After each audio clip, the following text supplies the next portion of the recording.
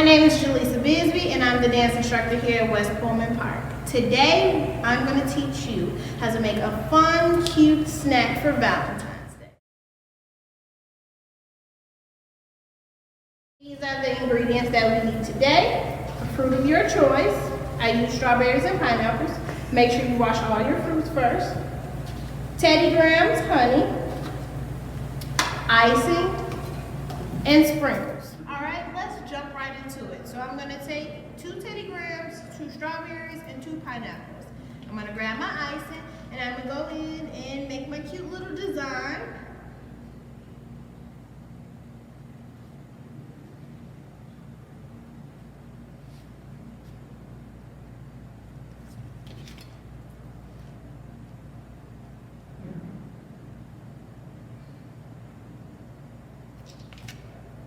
And add sprinkles.